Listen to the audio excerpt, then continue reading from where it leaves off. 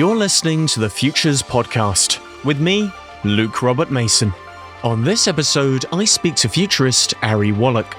Most people don't think about the future that often, and when they do, they either think about the jetpacks and monorails, or they think of the future as a fearful place. What we find more often than not is people see the future as this thing that's out there that's going to wash over us that we're heading towards, as opposed to something that we consistently make from the micro to the macro level. Ari shared his insights into why we need ethical long-term visions that prioritize humanity, the importance of transgenerational empathy, and how to co-construct inclusive stories that imagine better tomorrows.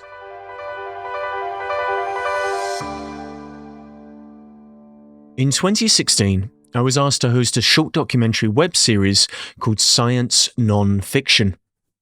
My friend, Alex Clokas, knew I had this dream to host documentaries about the future. So when the company he founded, Futurism.com, was given a sizable budget by Toyota to create a series of web videos to promote the new Prius Prime, he reached out and asked me to be the host. The ambition for this series was to produce the most beautifully shot science and technology content that anyone had ever seen online. Web video was exploding, but very few online-first media companies had attempted to produce anything that looked truly cinematic. To achieve this goal, Alex assembled an extremely talented team of filmmakers to form Futurism Studios. They included LA-based producer Jeff Clark and director of photography Danger Dave Farkas, so called because he was known for working on high-risk reality TV shows such as The Deadliest Catch. Futurism's head of content, Luke Kingmar, was responsible for much of the writing of the show, as well as being my stand-in for all of the driving scenes after the production company discovered that I had never driven on US roads before. But that's a story for another time.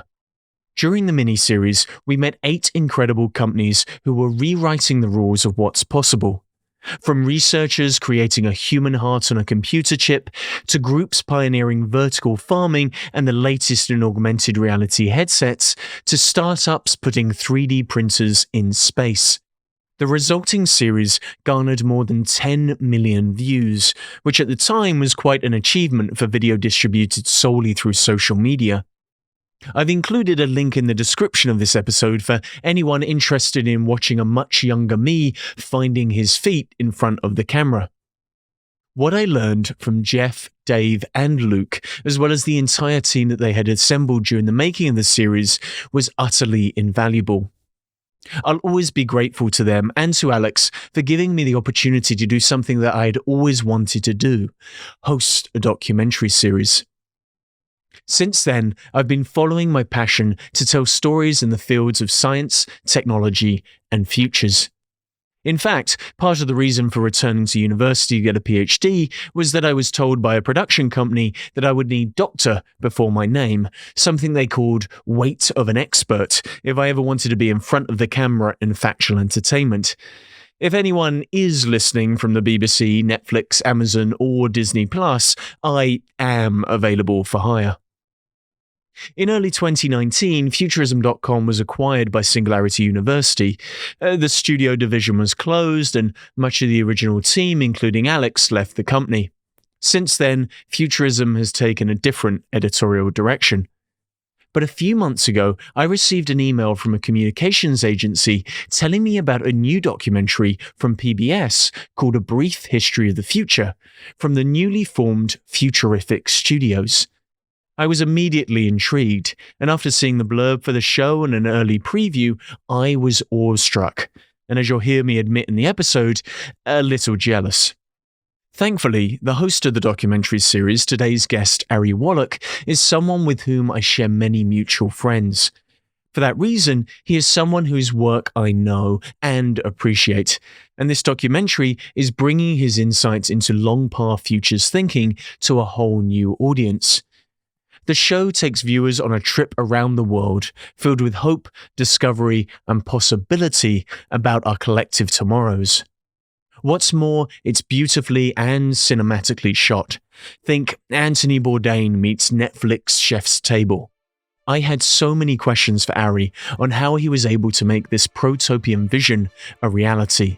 And it's why I'm so pleased to be able to welcome Futurist Ari Wallach to the Futures podcast.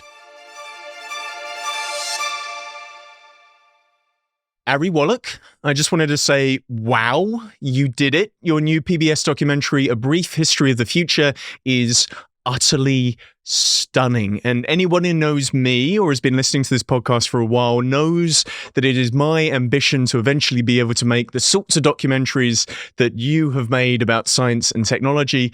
And personally, I've always wanted to bring back the British TV show called Tomorrow's World, which showed hopeful visions of the future. But for various reasons, it seems unlikely the BBC will do that. But your upcoming show for PBS is proof there is hunger for protopian narratives. So in the first instance, I must admit, I am jealous.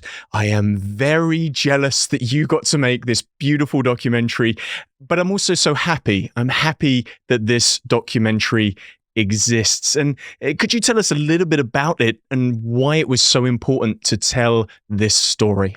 Well, first of all, thank you for having me. I don't listen to a lot of podcasts just because I tend to not take things in that way, but I have been listening to you for quite some time. Wow. You've had some of my friends on there and always enjoy listening. I always learn something. So I'm more than happy. I'm very excited to be on it.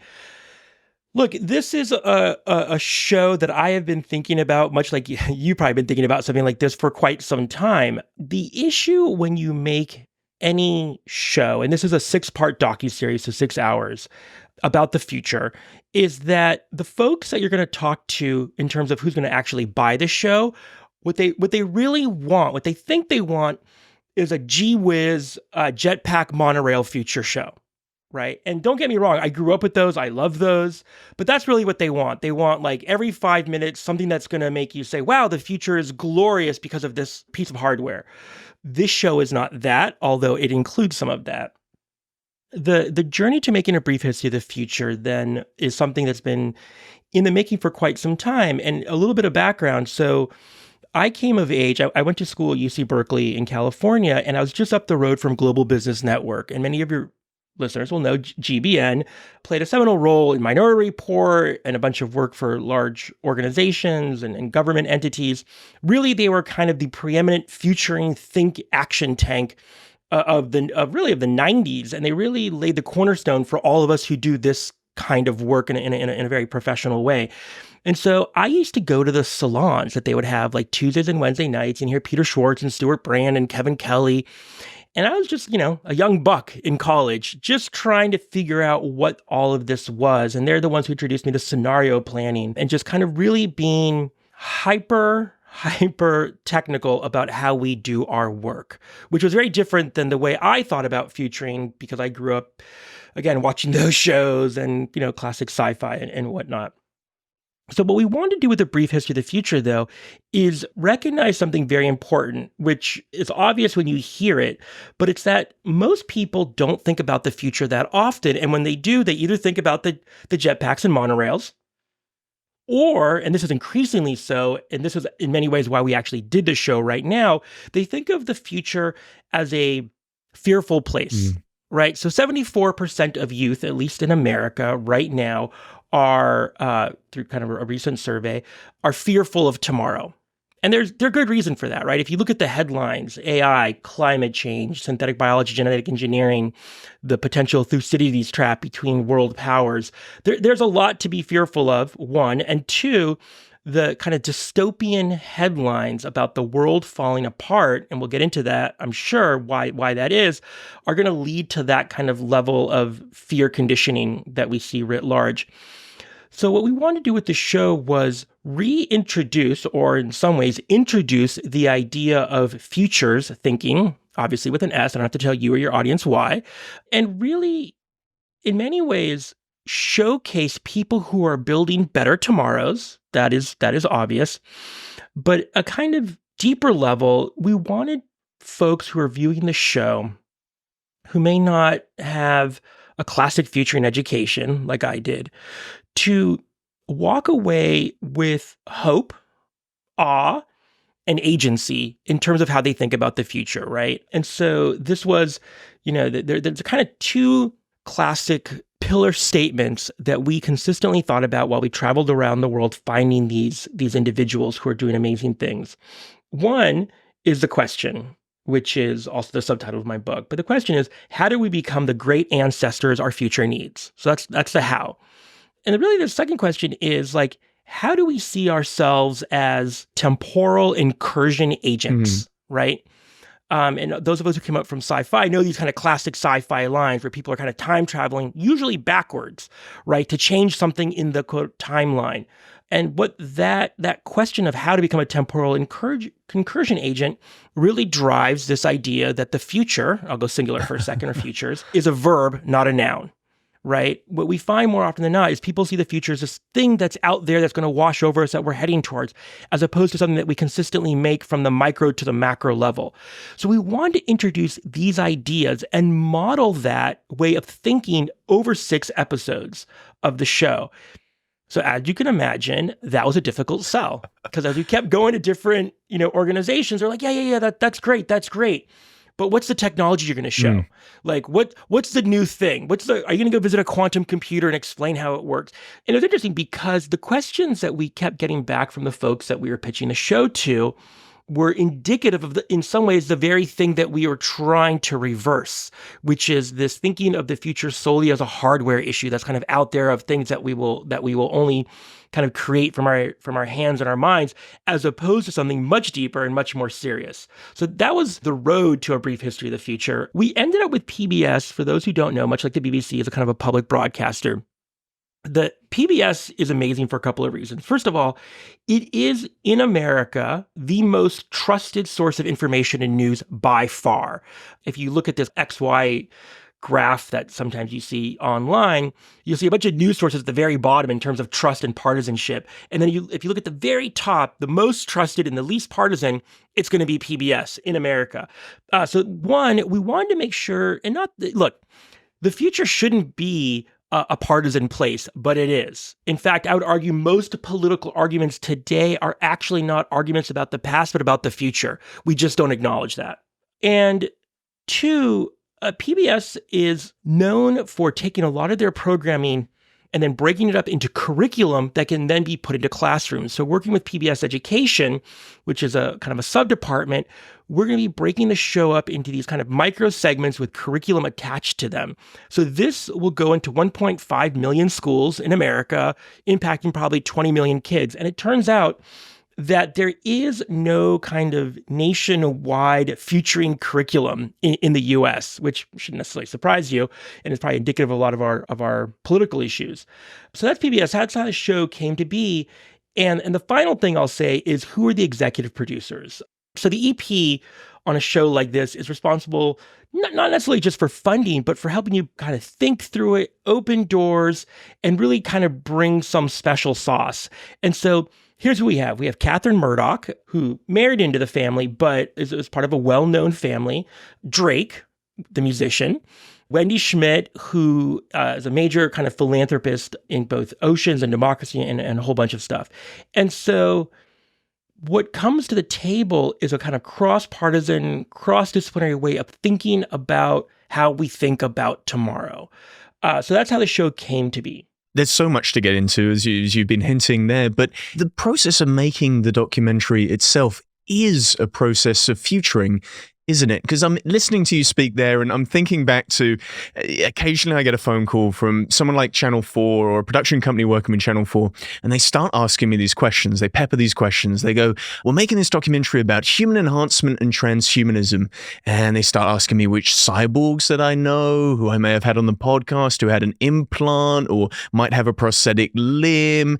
And then the questioning starts to go into, what is the weirdest thing you've seen in someone's body? What is the oddest thing? Where has this stuff gone wrong? And when they start asking those questions, I start Googling the production company, and then I find out the last thing they made was Embarrassing Bodies, which anybody who lives in the UK knows is this gross out TV where they look at people who have had medical interventions that have gone wrong. So really what they're trying to do is take cyborgs and turn it into gross out TV. Mm-hmm. So how do you ethically create these narratives and build the right team to be able to propagandize, I guess, the futures that we should be seeing on TV? It's a great question.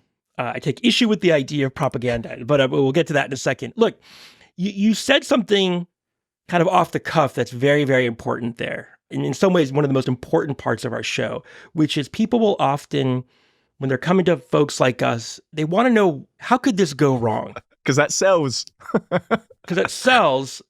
And this speaks to kind of the inherent negativity bias of Homo sapiens, because we're always looking for what could go wrong, because Ari and Luke 20, 30,000 years ago weren't concerned about how are we going to flourish. We were concerned about what could go wrong and what could kill us. And I would argue that that is still not only part of our biological anatomy, but part of our kind of psychological way of thinking. So what we wanted to do with the show was not ask what could go wrong, what could go wrong, what could go wrong, but actually say, what happens if it went right? What does it look like when it goes right? And here's where it gets very, very difficult to program a show like this. And it's for a whole other podcast with our friend Douglas Rushkoff and a bunch of other people, because we talk about this nonstop. It is very difficult for folks to tell you about the future that they do want. They can tell you what they don't want. By the way, this is also for relationships too. Ask any of your single friends, what are you looking for in a relationship? 9 times out of 10, they're going to tell you what they don't want. They can't actually articulate what they do want. That's just in many ways partly how we're wired. That being said, as Marty Seligman, the psychologist, has said, we're also wired to think about how do we flourish in what we do want. So when we go about creating a show like this, we have to keep asking ourselves, let's not focus on the negative. There's enough dystopianization of the future out there. And so if we want to think about a protopian, right, and most of your listeners will know, but those who don't, there's dystopia, utopia. Neither of those work, and they're both false. Protopia is this idea that first came from Kevin Kelly, this idea of better tomorrows and progress. And in some ways, I've taken that a little bit further, and I think of protopia as kind of Kaizen, which is this kind of continuous improvement that Toyota and other Japanese factories have come up with in manufacturing. I think about Kaizen for Homo sapiens. And I don't necessarily mean this in the cyborgian way. I mean this in a social way as well.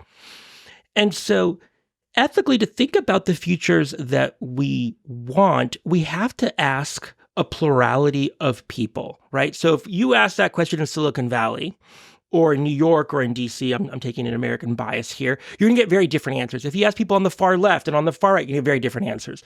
So part of what we decided very early on in this show, we talked to 72 different people around the world. Sometimes it's direct to camera, more often than not, it's me in their office or in their cave or on their boat.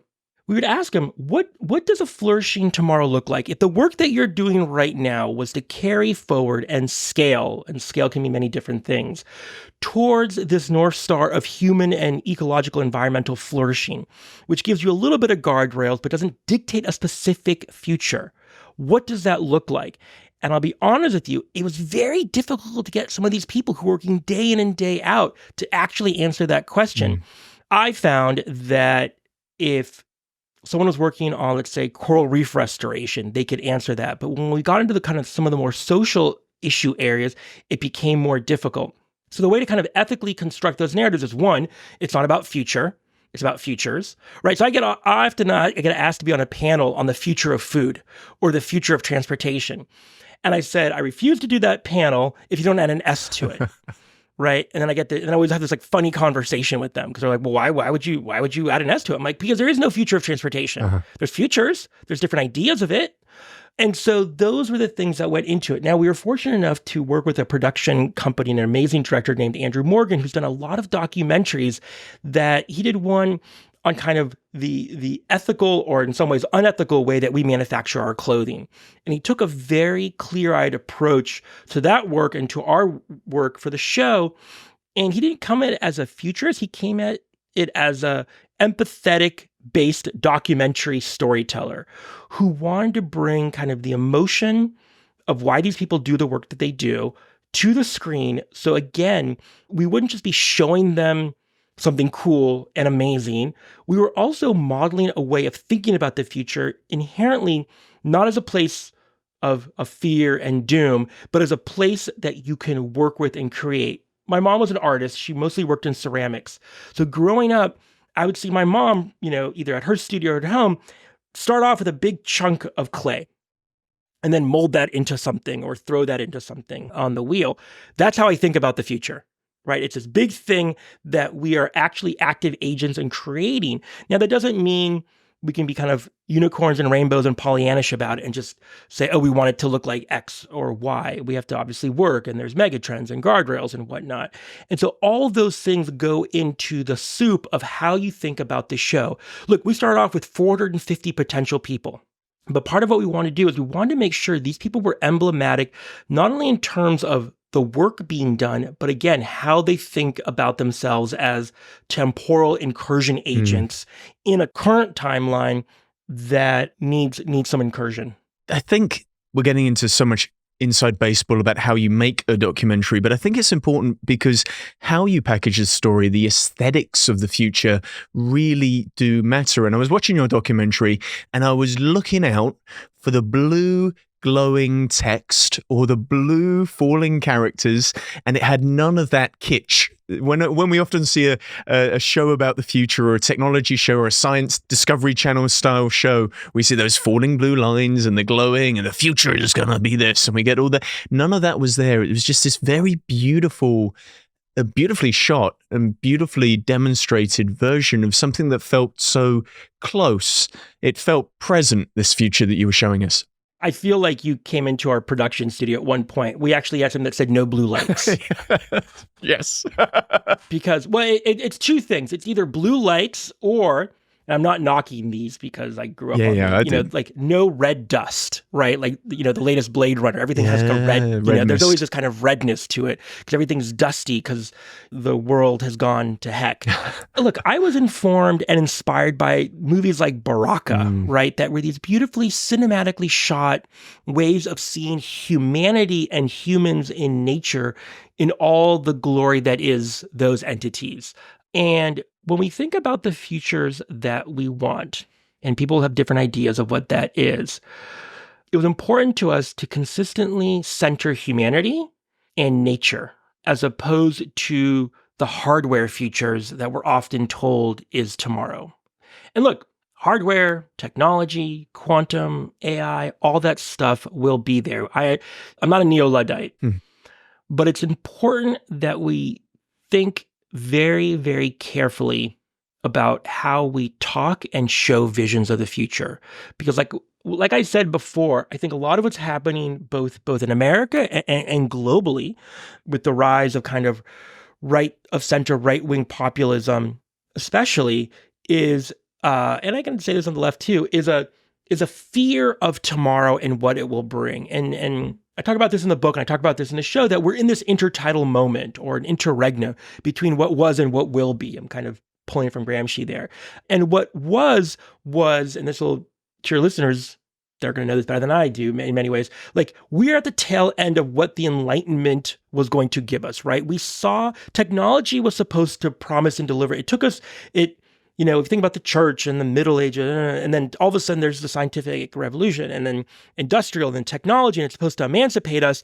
And then we get like 2016 and we get major kind of blowback from tech. And now everyone's like, well, now what? Like I thought we were going to get the Jetsons, and instead we got Cambridge Analytica. Yeah. And now if you're someone without a college degree, which is probably 75% of Americans, and people are hyping this official future of AI and technology and robotics and how great it will be, they're saying, how am I going to pay my mortgage? And so these battles that we are seeing day in and day out in many ways are about the future and people's place in it. And so when it comes to the aesthetic of this show, we wanted to show futures where everyone would be in it, not just blue lights or not just kind of red dust. People have asked me in the past, they're like, what sort of documentaries do we need to see about the future? And I keep going, we need something that looks like the chef's table or abstract for the future. But now I can go, we need a brief history of the future, because that's what it feels like. That's what it feels like to me. And I really feel like you're in the room there. So chef's table's another thing that we looked at. I mean, if you can make pizza look that amazing, then you can make the future look even better. Yes, exactly. Well, Ari, I want to get into some of the themes that the documentary draws out. And you mentioned there fear conditioning and this negativity bias that we have. It certainly feels like the future and I'm going to use the singular future there, the future has gotten a bad rap, and it feels like humanity itself has a weird self-esteem crisis. We're in a media environment where documentaries like Don't Look Up and Leave the World Behind are some of the number one pieces of media that are viewed. So how do you think we got there? And also, how do you think we can overcome some of that doom and gloom? I mean, look, this is what myself and our executive producers and Catherine and I were talking a lot about as we were kind of going to this show. Again, I'm going to show an American bias here, but look, trying to think about how far to go back. Let's go back 50,000 years. But don't worry, we're going to move. We're going to just move 50,000 years. We're going to move quickly. One of the things, I think two of the main things that separate out Homo sapiens from other higher level mammals is we do two things really, really well. We communicate and we prospect. We think about the future.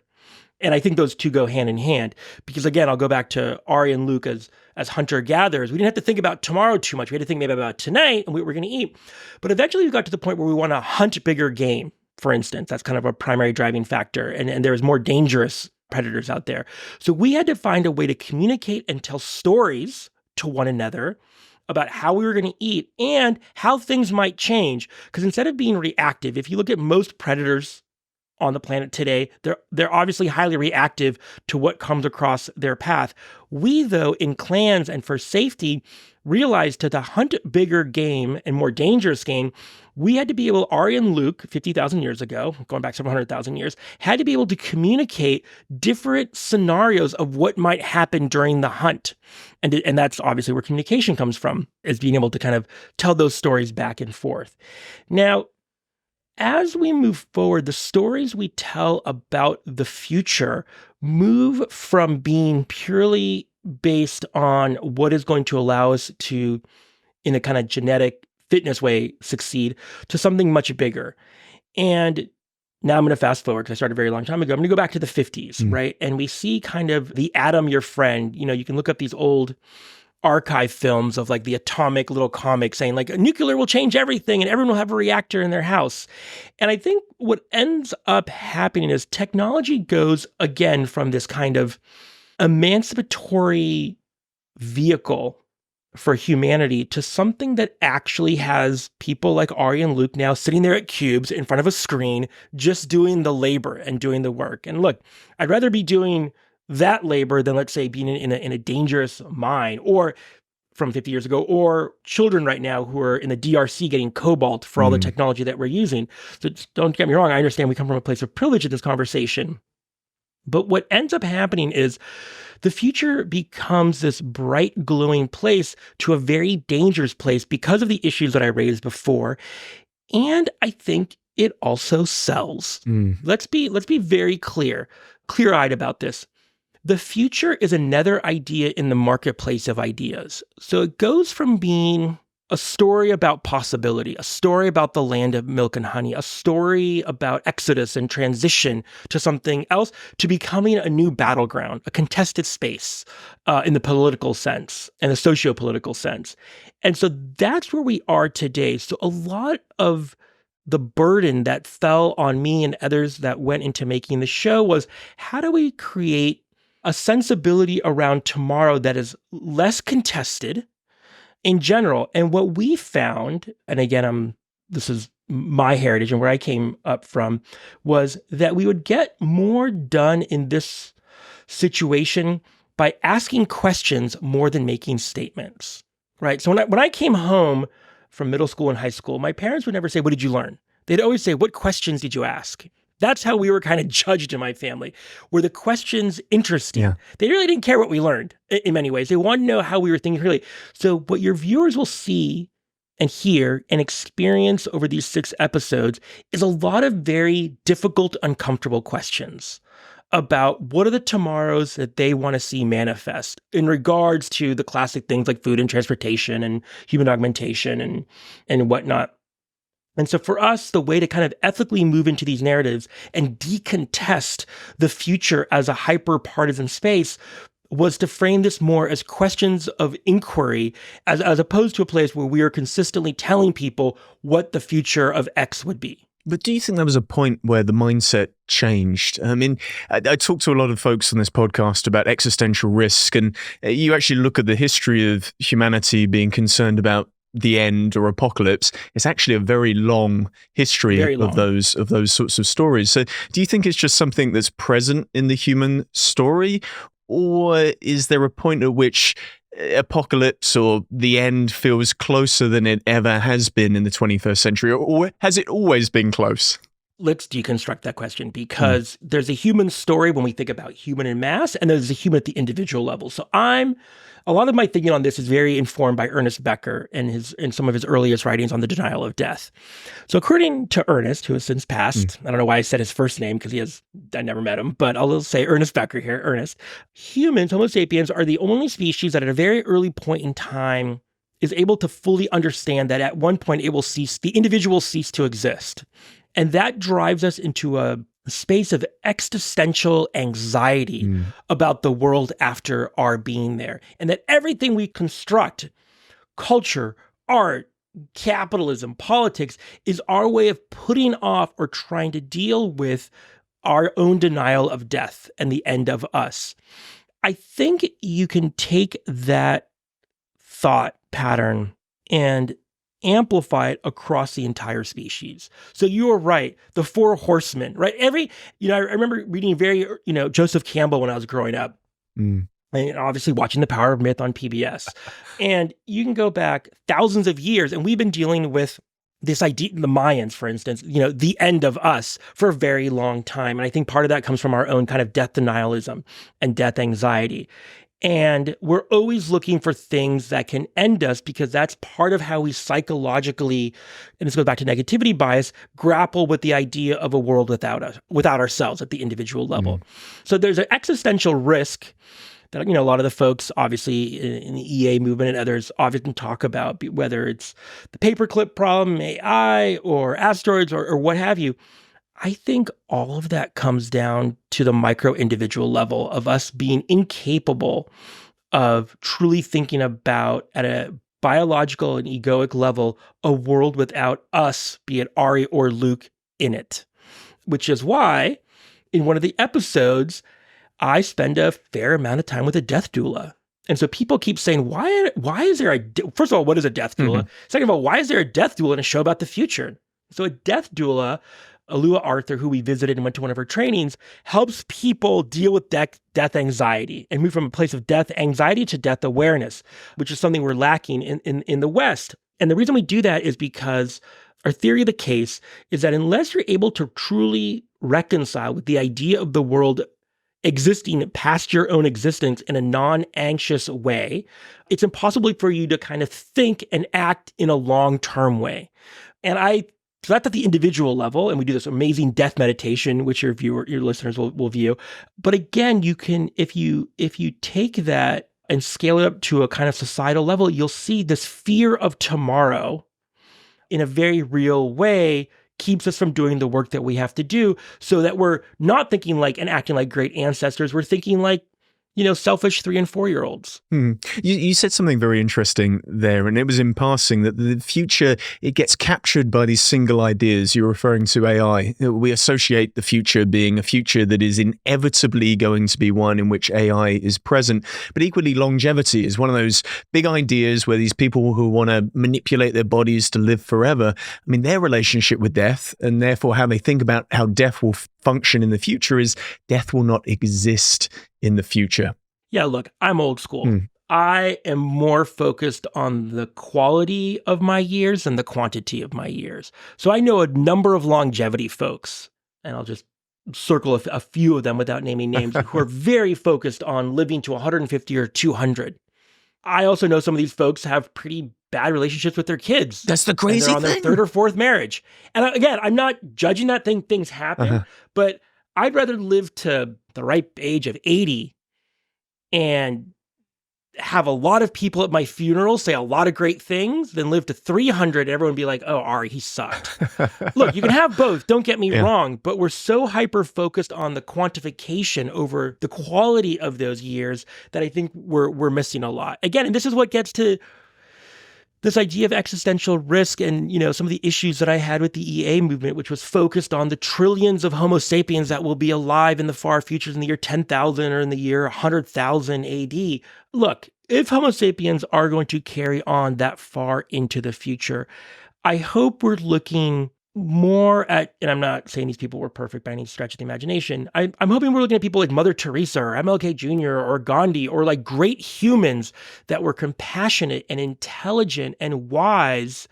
And we want to live more like that to whatever age, as opposed to living several hundred years in a technified, dehumanized future. I'm not saying it's either or, it's a false binary, but our emphasis has very much been on longevity, much to the detriment of our humanity. Well, humanity and human beings, they have a superpower, don't they? The ability to imagine the future. The fact that we can do that, some have said, is the thing that differentiates us from the rest of the animals. And it was interesting, earlier in our conversation, you went back 50,000 years and talked about cave paintings. And it was Grant Morrison is how I discovered it, but it was the work of Gene Gebsner who outlined it. They reckon those cave paintings, they weren't about documenting what had happened, but they were about sigilizing or making possible the future. So when someone would go into a cave and draw a bison on the wall with spears through that bison, what they were doing was saying, this is what will happen today. This image is helping us imagine the future that's about to happen. We are going to go out, we're going to do this thing we've just drawn, and we will hunt the bison, kill the bison, bring it back, and we will have food. And then Gebsner goes on to talk about how then they would rub out that image as a way of opining for the fact that they'd taken an animal life. It was Grant Morrison who popularized that idea through this idea of magic, but it was Gene Gebsner who talks about this not just being about history making, but future making. So it feels like futures have been part of our DNA. We just don't know how to leverage them correctly. 100%. I mean, look, so episode 6, Futures, right, in the show, the cold open, which means we go right into it. I'm sitting down with Kylian Mbappe, right, arguably one of the world's best footballers. And we're like, why is Kylian on a show about the future? Well, because he's a prime example of how thinking about the futures that you want, and this is not to be like new agey or woolly, is the first step in actually manifesting those futures, right? And so this is not a new age podcast. This is just pure human psychology. Yep. So I sit down with one of the world's best players and I say, when you go up to take a penalty kick, do you envision yourself missing it? And he goes, that's great. No, 50%, you're going to miss it right off the bat. He's like, I envision myself hitting the goal, kicking the ball in the back of that. Very simple, very clear, very binary. You either miss or you get it in. And then what we go on to talk about with Kylian and others in that episode is how a lack of vision will ensure that you miss this telos, this ultimate aim and goal for futures that you want. Now, obviously with Kylian, and that's sports, and that's narrow and micro in a sense. But the argument that we're making in episode 6, one of the arguments, is that right now humanity lacks not only a vision for futures that we want, but lacks even the ability to ask that question in a true critical way. So everyone kept saying, oh, you're making a show about, the futures. Are you going to show us all these visions of the future that we want? I'm like, no. We're going to call out that we haven't had that real conversation for quite some time. Yeah. And that we need to have that, right? Look, this is classic Buckminster Fuller. Like on Spaceship Earth, do you see yourself as a passenger or as crew? When you're a passenger, you just get in there, you buckle up and you go because the crew's going to take you where you need to go. Here's the thing. We're all crew in one way or another. And if we don't recognize that, we're going to have even more issues. But as a crew member, you have to know where it is you want to go to. We have not had that conversation, as far as I know, for quite some time. The issue is when we have had that conversation, Luke, it's been around a lot of isms, right? Fascism, communism. They'll tell you, this is the workers' paradise. This is the 1,000-year Reich. When you have a singular vision of what flourishing looks like in an undemocratic way, history has shown time and time again that falls in on itself because it's not able to iterate. It's not able to correct. So what we are trying to drive for in this show, and I know one show can't do it, but we're trying, is how do we have and start to have a conversation about where it is that we want to go? What does that vision actually look like, right? And right now as a society, we're not only not envisioning ourselves, classic sports psychology, let's say in basketball, of making the basket over and over again. We don't even know what that basket looks like. Is it the American dream? Is it this dream? Is it that dream? Is it a neoliberal? What is it? What does that actually look like? And that's where episode 6 takes us through, is meeting with the folks who are actually thinking about how do you drive that conversation. Season 1 of A Brief History of the Future, more than anything, is meant to kickstart that conversation. Well, that's why I mentioned that term, propagandizing or being a propagandist. And I've taken that from our mutual friend, Douglas Rushkoff, who's often accused of being a futurist. And he says, I'm not a futurist, I'm a propagandist. And the reason I'm not a futurist is because I don't just talk about the trends that may happen. I try to talk in a way in which the vision that I have comes to pass. And I know you also have an issue with the term futurist, and hopefully we'll get into that in a second. But what you're talking about there can be easily summarized as be careful what you wish for, because it might just come true. Or even more importantly, self-fulfilling prophecy is a bitch. So how do we make sure that we are maybe not propagandizing, but using the raw material of the future in the right way to make it come to pass in a way that's protopian? Yeah, I mean, look, Hafiz said, the words you speak become the house you live in. And so I often think about that across the board. Yes, I take issue with the idea of futurist and propagandist. I think of myself as a kind of a normative futurist. So in the early part of my futurist career, where I was paid to show up and talk and do things, organizations or companies or governments always wanted to know the same thing, really, at the end of the day. How do we win the future? Yeah, how are we in the future? Yeah, like it'd always be like that, they'd bring Ari Wallach in and he's going to tell us how we beat the other one because he's going to tell us what's going to happen and how to position ourselves. And I did that for quite some time. It's very lucrative and very fun and interesting. But it became very clear to me, and especially in 2016, when I gave this TED Talk called Longpath, and then I wrote the book, that was a passenger way of thinking about tomorrow as opposed to a crew way of thinking about it. I'd kind of fallen into a Westphalian organizational trap of us versus them as opposed to just all of us. This is the moment where those of us who are doing this type of work need to make a decision. Are we going to do this work through a kind of short-termistic, biased lens where we're helping those who employ us, and there's nothing wrong with that, figure out how to beat the other in a binary zero-sum game about tomorrow? Or are we going to figure out how to have conversations about where it is that we want to go? How do we use what has worked for us now? And then also think about what are we lacking to build towards something that we want? And if what I'm saying sounds familiar to some of your listeners, it's because they have gone through couples therapy, right? They have gone through cognitive behavioral therapy, right? CBT is about the narratives that are inside and how do we critical around those narratives and how do we tell new narratives? Couples therapy is about coming into something with one way, but then seeing that there are others involved and you're trying to make a synthesis here. It's Hegelian. Look, I was formally trained at Berkeley in conflict resolution. I was the head of the conflict resolution program for the Student Co-op Association. My job wasn't to resolve conflict, it was to transform conflict. And right now we are not just in conflict with one another, we're in conflict with ourselves, with one another, and we're in conflict with these binary ways of thinking about the future as a contested space to win, as opposed to a place where we actually all flourish together. And it requires a significant cognitive, emotional, psychological, even as Rushkoff and I would say, spiritual shift in how we think about tomorrow. So instead of CBT, we need CFT, collective futures thinking. Yes, that could be your term. Yes.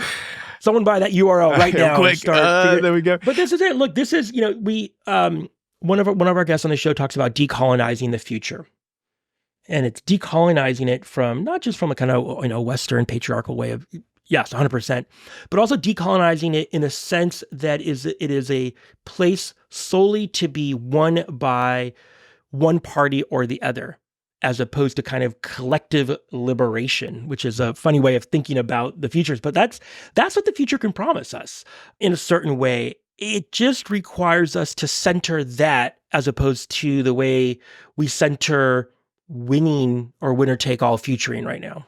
It was so wonderful, Harry, to hear you speak about futurist or being a futurist or being accused of being a futurist, because as an angry younger man, I was very anti what I would call careerist futurists. So I'm interested in the idea of the future, but I would see these gentlemen, and there's often gentlemen, stand up on stage and give these presentations, these very well put together PowerPoints that were speaking directly to how brands will feature in the future or how their clients will feature in the future. And I think the magic of what you do compared to those careerist futurists is you are able to identify how to turn a noun into a verb, from, say, human being to human doing, or what you talk about with the Longpath. Perhaps you could explain that and why that's key, I guess, to the way in which you do futures. Yeah, and so Longpath was and is, obviously it's a book, but more than anything, it's a mindset. Yeah. And so I talked earlier about we're kind of in this intertidal moment. And so Longpath was something that I kind of developed not as a end-all be-all mindset for how you should think and act and be in the world, but really as a mindset for this transitionary moment that we are in as a species on this planet. Yeah. And so there are kind of three pillars to it. We've already touched on a couple of them, but one is the movement from future to futures thinking. I don't have to talk about that. The second is transgenerational empathy, which is a whole bunch of words in there. But what that really says is that we have to not just think about how we want people to be in the future. We have to actually think and feel about how we want them to feel in the future. Why is that? That's not airy-fairy. That's just based on neuroscience. Here's what and it's also taken from Madison Avenue and advertising, to be totally honest. What we know about what drives consistent, determined action by an individual or a society is not logos, but it's pathos, it's feeling. And so if you want someone to change what they're doing, you don't say, well, what do you want the future to be like for your great-great-great-grandchildren? They'll give you a very specific, maybe a visualization of what the world looks like. And they may or may not take actions towards helping see that future manifest.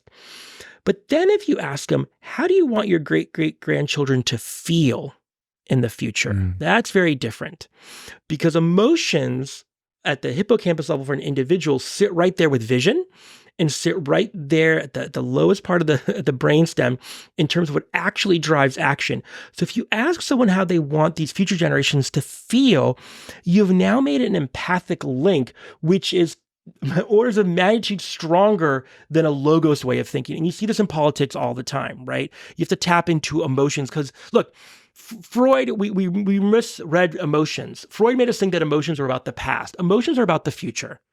So when you go through a breakup and you feel horrible, it's not because you feel, your brain, your body isn't telling you to feel horrible about that last relationship. It's making you feel horrible so you won't make that same mistake again in the future. Remember, we are futuring beings. Yeah. We are verb. We are making. And so in Longpath, we say transgenerational empathy because we want people to think about how we want and feel future generations, because that's what's going to drive action. Because you want your great-great-grandkids to feel safe and seen and secure and fulfilled. Then you're much more likely to take actions on their behalf. And the final thing of Longpath is having a telos, an ultimate aim or goal. And we've talked about this already in terms of having a vision or visions, your personal to your macro level land of milk and honey, not as a final place. Because again, if we think about Kaizen or Protopia, it's never a singular point on a timeline as much as it is continuous improvement towards something better, but recognizing things will always happen and you will never quite be there. I don't know. I don't know what Homo sapiens will look like 10,000 years from now. Maybe we'll be something amazing. But I think Ari and Luke we are built on a hardware set that is several 100,000 years old, right? Not much has changed. I don't think much is going to change. You were born with the pituitary gland that fires in a certain way, that has for generations, that will consistently fire in certain things. And so each generation has to find a way, and this, by the way, is where I think religion comes from, find a way of both tempering and working with the biological hardware that we have. Religion isn't doing it anymore because it's taken some wayward turns in general. We have to find a new way of working with the hardware that we have in a way that will continuously lead towards getting us towards flourishing for all in a kind of Rawlsian justice way for as much of humanity as possible. That's the ethics, and that's kind of why I developed this This mindset, it's a way of thinking and feeling into the future and making it the verb side of it, as opposed to a singular kind of noun thing that this is. Yeah, you keep saying how the idea of it being plural futures might be self-evident to our audience, but it's often the question I get asked the most. Why futures over future? And I'd be interested to hear your answer to that. But listening to you speak there, I just kept thinking about the phrase, make America great again. Mm-hmm. Now, no matter what you think of Donald Trump, and I'm sure I can guess where both of us stand on Donald Trump as a person and politician, there's something about that use of both the past and the future that is a form of futurizing. It's make America great again. It uses the past as a raw material to help an individual imagine a future, and how that conjures in the mind of an individual what was great about America at a point in the past is very individualized to everybody who hears it. I'm sure you and I have a different point in time at which we would thought America was great and that we would either want to go back to or retrieve or otherwise. So in the first instance, why futures? Why is it so important? Just because I want to hear it from your perspective, and it helps educate my audience on why this podcast is called the Futurist Podcast. And then secondly, how should we be aware of those linguistic tricks for how the future is used as a raw material to affect the present? Futures thinking, as opposed to singular future, is the way that we open up in the cone of possibility to what could happen without being dictatorial about what we see only manifesting in tomorrow. If your listeners don't know, you should look up the Voros cone, right? This cone of possibilities, as opposed to what Nils Gilman, an old friend of mine, talks about, and Peter Schwartz, of this idea of the official future, the singular, because we all live within an official future. We need to. The official future is often a set of unsaid assumptions about what tomorrow will be, sometimes dictated up on high, and sometimes it's just kind of, in many ways, in the zeitgeist. But even when it's quote unquote just in the zeitgeist, that's still dictated. Right now, it's by Silicon Valley, right? 500 years ago, it was the church telling us what it was. So someone's always dictating an official future. What that does is that creates a seemingly locked in sense of path dependency about what you can and can't do. Future thinking opens up that cone. So if you think about it as like an ice cream cone on its side, you have the point, which is where we're at right now, opening up. And what that does is it creates agency in it, and you're no longer a passive observer or a participant on this singular line towards a specific tomorrow. You actually recognize that is something much more open. So that's, futures is the ethical normative way of talking about tomorrow. The future in the singular I see as not only less normative, I see it as ethically corrupt in many ways, because you're basically locking something down that should not be locked down. That's the first one. What was the second question?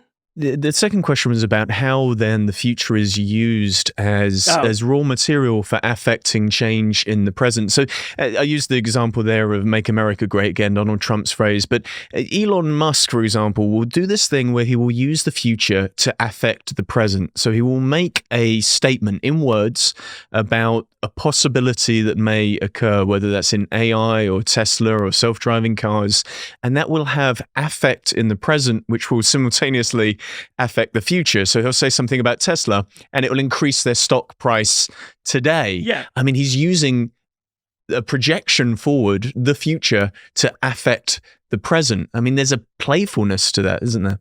Yeah, look, Make America Great Again is one of the greatest political slogans of the past century, I think, much to the detriment of this century and the next century, right? It's a form of regressive futuring. Right. But your point about Trump and Musk is correct. Look, the reason people often hire futurists to go on stage, the sage on the stage, which you talked about earlier, is we are inherently anxious and nervous about tomorrow. We want to have an idea of what's going to happen. Look, 1,000 years ago, 800 years ago, the reality is, for folks like Ari and Luke, there was no quote unquote future. It's a relatively new term because the reality is we probably did what our dad did and our kids would probably do what we did, right? For most of us, we were kind of locked into our station in life, And it's only in probably the past 100 years that you've had even some sense of social mobility, where the future became something different than yesterday, because you could actually change your station in life. That's not available to everyone, but it became much more available over the past, let's say, 100, 150 years globally, especially in the global north. Look, when Musk says we're going to be in Mars in 14 or whatever, and I've seen this happen, and I can be accused of this as well. If you say a statement with a level of certainty about tomorrow, people will take it as truth, and it will close. It becomes the future as opposed to the futures. And as crazy as this sounds, it just ends up being more often than not what can actually happen. Right? Self-fulfilling prophecies. It's a self-fulfilling but it's a collective fulfilling prophecy, right? I mean, this is the issue right now. We're taping this at a certain moment in time where I'm seeing the media in America consistently talk about how no one thinks the American economy is doing well and Biden is doing terribly and he's going to lose and blah, blah, blah. But if you ask it, and you can see these polls, if you ask an individual, how are you doing financially? They say, I'm actually doing better now than I was 2 years ago, but everyone else is much worse. And then all of a sudden, the approval ratings for Biden start to go down, right? Because it becomes this not only self-fulfilling, but self-reinforcing mechanism. And that's why we have to be very, very careful about how we talk about the future. This goes back to Rushkoff's idea of propagandizing the future. And this is also why, look, I do the work that I do. I'm hosting a show. I write books. I've started a new studio called Futurist Studios, where we're creating Protopian content. But I also, much to maybe your chagrin, I also get paid to go on stage and give talks. And what'll happen is, they'll approach me or my speaker's agent and they'll say, okay, we want Ari to talk about the future of this and tell us what's going to happen. And I probably lose like 50% of my talks because I get on the phone with them and I go, or Zoom, and I go, I'm not going to talk about the future of X.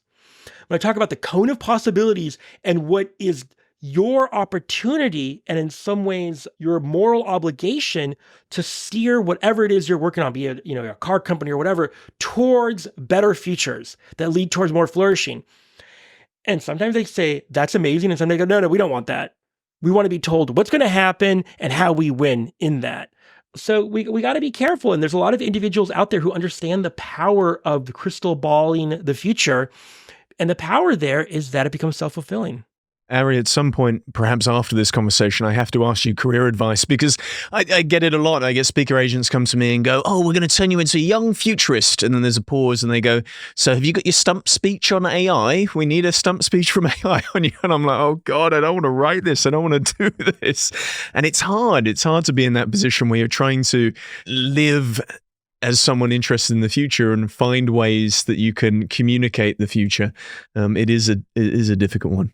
And I think we're at a point now, hopefully I'm helping with this. Yeah, I think you are. I think you've done me a lot of favors. We're asking a lot of folks, because folks want us to come on and say, it's going to be this. This is what it's going to be. Look, we're all looking for that parent. It's going to be okay. Don't worry about it. Don't worry. Don't worry about the nightmares. It's going to be okay. Go back to bed. Here's a warm glass of milk. That's how we feel about tomorrow right now. And so we're looking folks to say it's going to be all right. Here's the thing. I don't know if it's going to be all right. What I do know, though, is what does and doesn't happen is actually up to us. Yeah. We have to actually make decisions. Here's, I'm older. I was born in the 70s, and you're younger. You get to a certain point where you realize that when you were younger, you looked at all the adults and you're like, wow, they have it so under control. They totally know what's going on. Then you become an adult and a professional, and you realize, I ain't got a clue. Got a clue. We're winging it. We're doing the best we can. And there comes a point, and I think we're at that point right now for our species on this, third rock from the sun, where we have to say, you know what? We kind of know what we're doing, but we kind of don't in some ways. And if we want to make it through this intertidal, through this kind of end of enlightenment, rational thinking, where quantum and AI, and we can change the source code to life. We want to make it through this. We're going to have some honest and real conversations with ourselves about how we got here. And we're doing that right now, especially in the US around race and other stuff. where we are right now, which is an inflection point, and importantly, and this is what the show keeps driving at, where do we want to go? Yeah. This is not a steady, static state universe at the physics level or at the structural societal level. And so if we're going to move forward, we have to have these conversations. Because look, here's the thing, Luke, and you know this. We can feed, clothe, educate, and care for every single human being on Earth right now. Yeah. If we wanted to. If we wanted to. But we don't. Yeah. So how do we get to a point where we do? That's the question, right? We can have this Eden-like reality if we wanted to. And, is it with 8 billion? Is it with more or less? People always want to get me on the Malthus thing. I don't know about the numbers and if we're here or if we're in Mars or whatever. But we got to have that conversation. Look, and some people I know will say that's impossible. It's against quote unquote human nature. We're just evolved Neanderthals and we're always going to have war. And this, I don't know. We seem to have done a lot in the past couple of thousand years. And by the way, don't get me wrong. The things that I'm talking about are not in the next decade or maybe even the next century. Mm. And we may say, look, by the year 2500, we want to be at X. And by the way, when that conversation usually happens, it's someone like Musk saying we're interplanetary. No. Great. What I'd like to have the conversation is by the year 2200 or 2300, everyone feels safe, secure, and seen regardless of who they are. And they're in a loving relationship I'm a little bit more of a humanist futurist, right? I want to see us feeling content and happy at the individual and macro level than I am about seeing us on different planets. But that's maybe just because of the way I was raised. But I think we need to have those conversations now in a very real and earnest way. And the show drives towards that. Yeah, those feeling futures. And it certainly feels like listening to you speak there, the thing that we're struggling with is not necessarily the future, but it's uncertainty. Futures open up this world of possibility where all is permitted, anything is possible, but it also introduces a lot of uncertainty. So I guess my question then would be, if we are co-creating these futures, does it begin with the individual? Do they have to be certain about their own present responsibility within the world, so then be able to contribute effectively to that collective future? Or is it all included, all encompassing? Yeah. So when I talked about the second pillar of Longpath earlier, I talked about transgenerational empathy, and I skipped over something very important, which is before you can have empathy with future generations, you also have to have empathy with past generations and about what they were going through, which is very hard for us. But then at the core of all that empathy is actually just empathy with yourself, right? It's amazing. I was head of conflict resolution. I went through many sessions with a lot of people, and we became very clear is people just, and by the way, this is because of our parenting and society. You're not enough. You're not good enough. People don't have empathy with themselves. They haven't done the individual work. And so this may throw some of your listeners, right? Why is a futurist, quote unquote, talking about inner work and inner mega trends? But you hit the nail on the head. There is, and look, I came up as a Frankfurt School scholar, so I'm a neo-Marxist structuralist in my analytical framing. At the same time, the Frankfurt School was very indebted to Freud and psychotherapy and psychology in general. And so that's the hat that I'm going to put on right now, which is for us to do that future collective work, you got to do the inner work, right? It doesn't mean inner work like you're a monk and you're perfect and da-da-da-da. But if you're not able to have that vision for who you want to be and what your role in the world is, you can't fake it. You can't get 1,000 people into a room and build this structure of futuring where everyone's still upset at their parents and the way they were raised in society. And again, I don't want to say, we have to be, super enlightened before we can build the futures that we want. No. But what we do have to do is be aware of our own crap. And I talked about this earlier. For us to move forward as a society, as a human planetary civilization, we have to acknowledge our own crap of what got us here. We've not done the best of stuff. And I have direct lineage. My father lost all of his family in the Holocaust. He fought in World War II in the Jewish underground. I know these stories about collectively how bad things can get. At the same time, if we're going to acknowledge our own collective crap so that we can kind of move forward, the good and the bad and the ugly, at a collective level, we have to be able to do that at an individual level as well. And again, it's not to this, the highest level is the Maslowian individuation. No, I'm not saying that, but I'm saying we got to acknowledge our stuff. Wherever we are in the matrix, we have to acknowledge that and work with that before we can go forward. Because if we don't, we end up bringing that negative baggage of the past into how we future. So when people would read the book, that's one of the big takeaways. They say, I didn't realize how important it is to acknowledge what got us here won't get us there. Yeah. Right. And we have to kind of uncover and unwrap that and not have the hubris to think that we are the perfected individuals or perfected society. Well, it feels like it's so easy to fall into that trap, so easy to fall into that pattern. And instead of creating collective futures, we seem to be in a position where we're trying to generate the future out of conflict. And I'm specifically talking about the weird conflict between the effective altruists and the effective accelerationists, and this kind of pedal to the metal version of let's just go through and build a future using AI and technology versus this softer approach. And that's the environment, the backdrop I feel like I'm doing this podcast in, is you got to take a stance on where you stand for anything to break through. So how do we avoid falling into those, traps of conflict? How do I stop myself from being an effective altruist or an effective accelerationist? How can you live in both worlds? How can you grok futures? Yeah, look, when my book came out, Will's book came out too, What We Owe the Future. Oh man, what a time for long-termism, huh? And people kept asking me, well, how's Longpath different from EA or from Will's work? Yeah. They wanted to, and what they were really getting at, and this is something that you brought up much earlier, they wanted a battle. Yeah. They wanted to know how Longpath was different than EA, why it was better, why it was worse, whatever it was. And you know where I took that conversation. I went meta on it. I said, why do we have to have that battle? Why do we have to decide whose ontology is better here or is more right for the moment? I think there are, much like Aldous Huxley said, many rivers, one ocean. If we want to get towards better, more flourishing tomorrows, we have to think about what those tomorrows are and feel into them and work towards getting to them, and recognizing, though, that work is, as I said, is both external, it's policy, it's who you vote for, it's what you consume, it's what you create. It's also internal, right? So someone the other day asked me, so how do you future? Do you sit up there on a big whiteboard and, beautiful mind it all out and create this whole thing? Do you have some Post-it notes? Lots of Post-it notes. And I go, I start off by futuring every morning in a very specific way.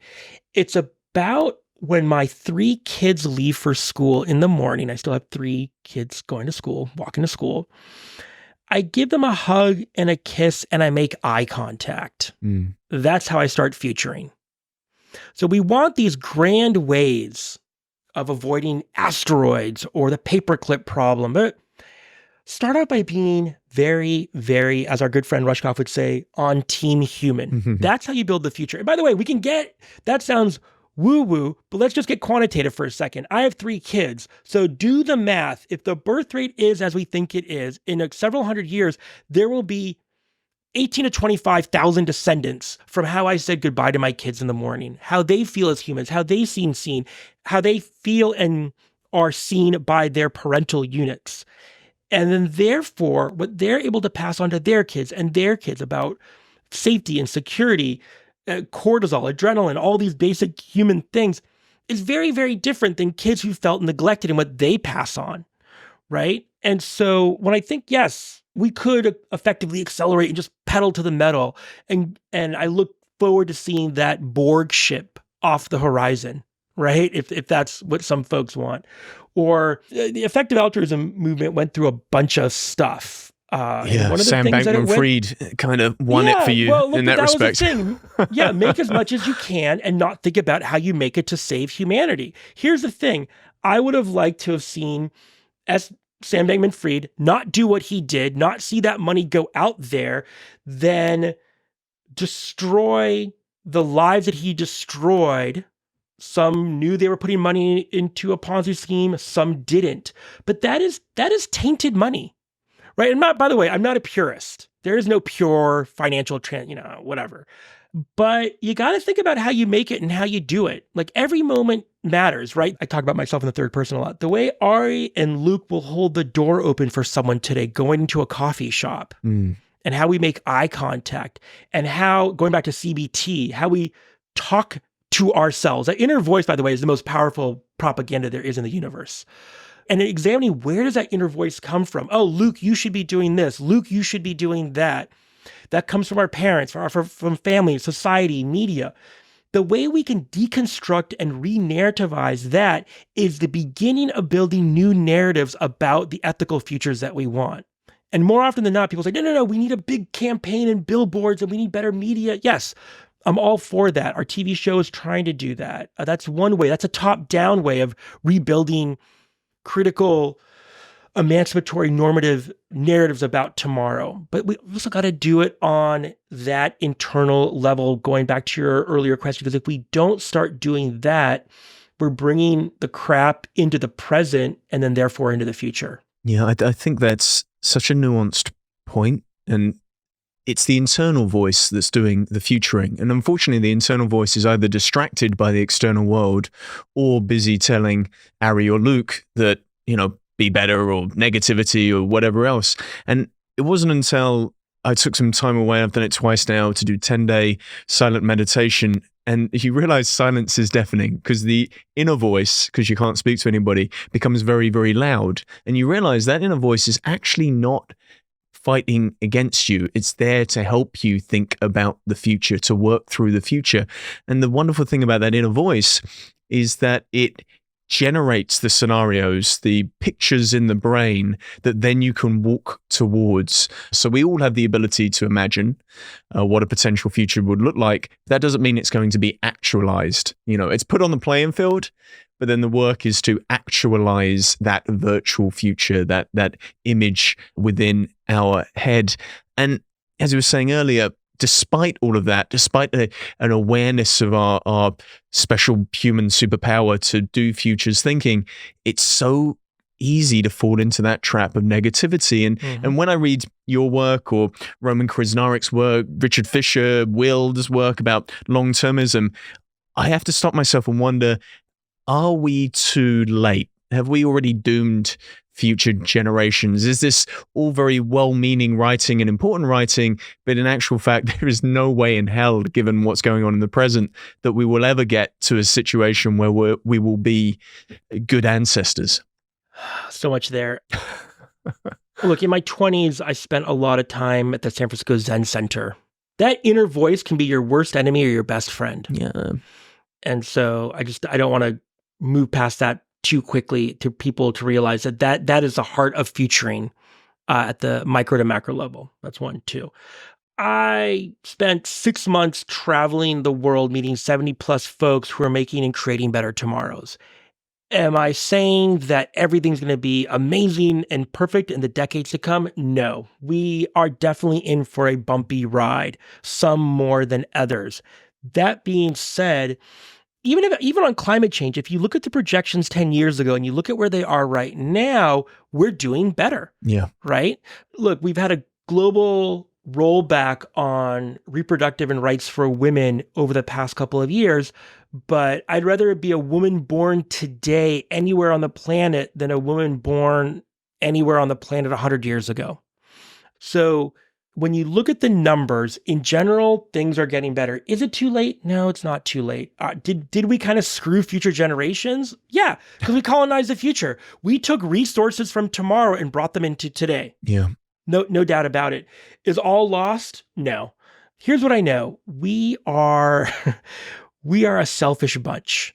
We love ourselves. We want to see ourselves moving forward and doing amazing things. It's like we're the most narcissistic species ever, and that has almost brought us to the brink of destruction, but it is the very thing. It is our feeling that somehow we are here for a reason. And I know that's in very many ways theological, but that is, I think, inevitably what is going to pull us through and get us through this moment. What it will require, though, is extremely bold leadership. And that is what most concerns me right now. It's not technologically we can get through it. Humanistically, I think we can get through this and come out the other side flourishing out of and through this narrow place. But we're going to need leadership. So I've alluded to this. When the story of Exodus, I'm not religious, but I love a good story. In the story of the Exodus, Moses takes the Hebrews, the slaves, to and towards this land of milk and honey. But it's interesting. The place that they leave is called Mitzrayim. It's called the narrow place. They have to kind of make their way through that. And by the way, the Exodus story is used in the U.S. civil rights. A lot of folks use this story. But they go through a narrow place, and it's the vision of this land of milk and honey that helps pull them through. But the narrow place, it's narrow. It's tough. It's difficult. It's interesting. Some Talmudic and Torah scholars have said the narrow place is actually a euphemism for the birth canal. Because when we were slaves, again, this is a story, we didn't know any better. We just thought this was it. And this was perfection. It was as good as it's going to get, much like when you're like kind of a fetus kind of floating in this magical space. But then to come out into the real world and kind of really grow up, you have to go through a very painful, narrow place, the birth canal. That's kind of where we are right now. Yeah. And whether or not we make it is based on an internal guidance system that we want to get to something better.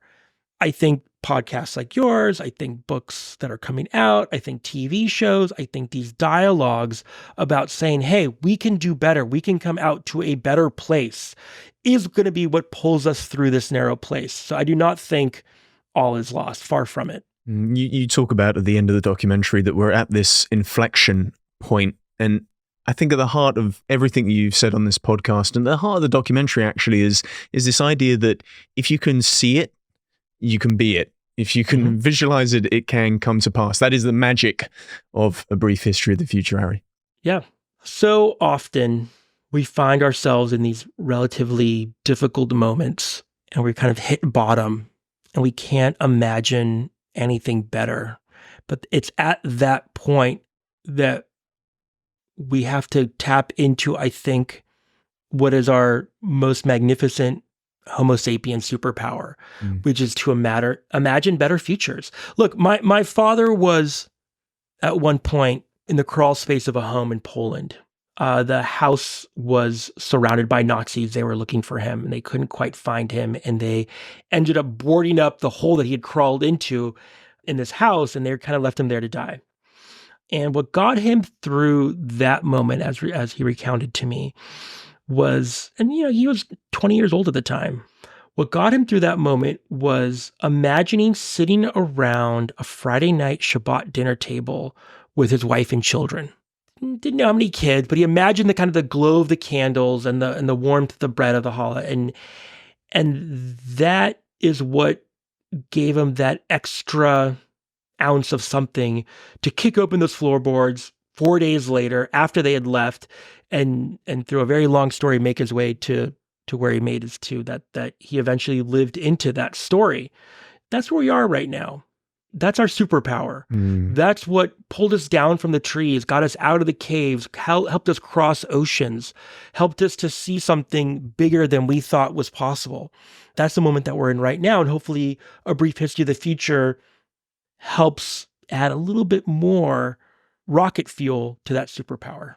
In that case, his future or your past echoed into his present at that moment in time. And that is our special ability. So finally, Ari, we're on the Futures podcast, and there's so many listeners who are going to be excited about the documentary and you're going to want to know how or what they can do. How can they incorporate long-term thinking into their daily lives? Or very simply, how can they become temporal incursion agents? I think we've touched on a lot of stuff, probably more than people were ready for when they first started listening to this. I worked in Washington, D.C.